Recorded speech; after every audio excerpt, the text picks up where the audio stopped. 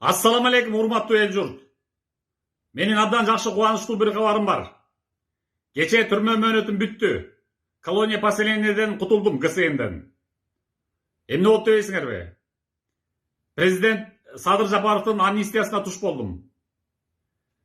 Ошондо өткөндө бир ай мурун жогорку сот бир жылымды кыскартса, калган 8 айын президент кыскартып салды. Ошо менен звонок болуп кечээ чыгып кеттим буюрса. Мына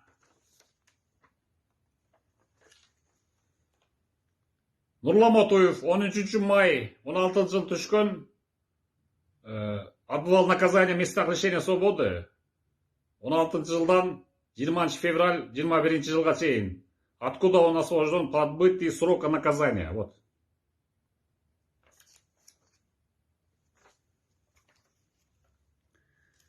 Так что ошо кечеден баштап мен эркин адаммын, каалаган жагыма кете алам, каалаган жагыма баса алам, ээн эркин жүрө алам буюрса.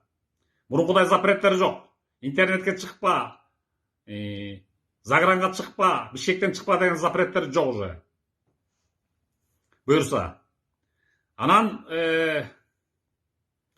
эми бул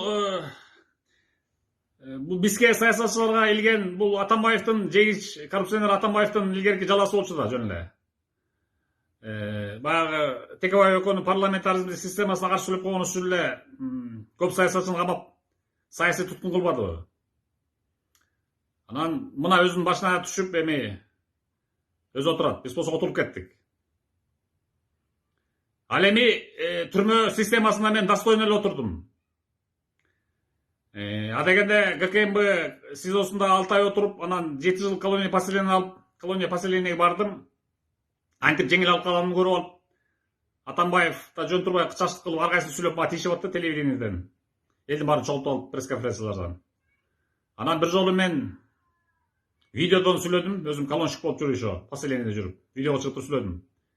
Какое твое собачье дело деп туруп. 16 жылы декабрь айында видео илип койсом интернетке. Ошо ГСМден жүрөгү түшүп, ошо кездеги.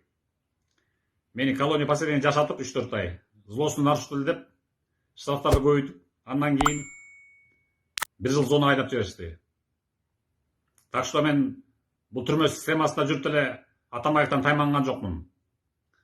Зонага барганда деле воровской системасына каршы чыктым. Анткени биз мусулман террорист деп камалганда биздин статьяларды баары. Анан ошо 100гө жакын киши. Чоңойлордун жашоосу менен жашаш эмеспиз. Апшагын, мапшагын, вор-сордун баарын таслайт этип туруп, шарият менен жашадык. Аяктан да достойный жашадым. Ворун признавать эткен жокмун. Апшагын признавать эткен жокмун. Бул түрмө системасына сынбай, достойный жашап келдим. Ошол. Анан угольный король деген намымды сактап калдым. Каалаган кезде ырдап чордоп бийлеп, түрмө системасында ырдап чордоп бийлеп жүрдүм. Видеолорумду көрүп аттыңар. Түрмө системасында көбүнчө баш көтөрбөй иштеп, кул сыяктуу баш көтөрбөй калгандыктан ырдаганды мындай кой. Видеого чыгышпайт интернетке. Меники деле анча чоң нарушение эмес, просто культурно-массовый мероприятие деп кирет законду жакшы билген немелерге. Бул оңолуу жолдо түшкөн адамдын белгиси. Анан ошол эми мен дальше эмне кыла алам? Буюрса, вольный адаммын, шайлоолорго катыша алам, кызмат ала алам бүгүндөн баштап. Эң эркин адаммын. Кааласам төбөрөктүн 4 бурчуна кете алам, дүйнө жүзүнүн. Кааласам Америкага кете алам, кааласам Европага, Турцияга, Россияга, Москвага, каалаган жагыма кете алам. Койдер кожо, айдер ажоо жок. Мындан ары. Артур бери тур интернетке чыкпа. Бишкектен ары чыкпа деген ГСМ жок буюрса. Бүгүндөн баштап. Ошол анда. Эми орусча айтып коеюн. Добрый день, уважаемые друзья. У меня радостное известие. Вчера я подчистую откинулся из колонии поселения, из системы ГСМ, тюремной системы. То есть звонком вышел. Как? а просто попал под амнистию президента Садыра Джапарова. Как вы помните, месяц назад, где-то месяц назад, 3 февраля, Верховный суд скосил мне 1 год срока. И я должен был выйти через 8 месяцев, 5 октября, день революции должен был выйти. А так как сам президент мне применил амнистию и отрезал 1 год, вчера, вот, справка об освобождении, ГСНовская справка. Нурлан Матуев, в том, что он отбывал наказание в местах лишения свободы с 13 мая 2016 года по 20 февраля 2021 года, откуда он освобожден по отбытии срока наказания. Вот.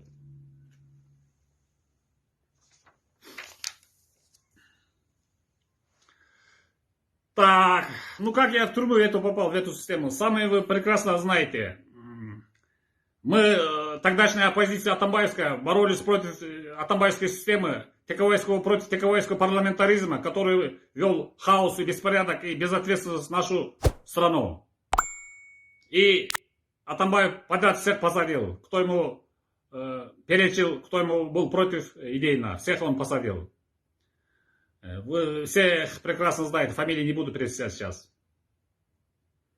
И я тоже попал под эту горячую руку и получил срок.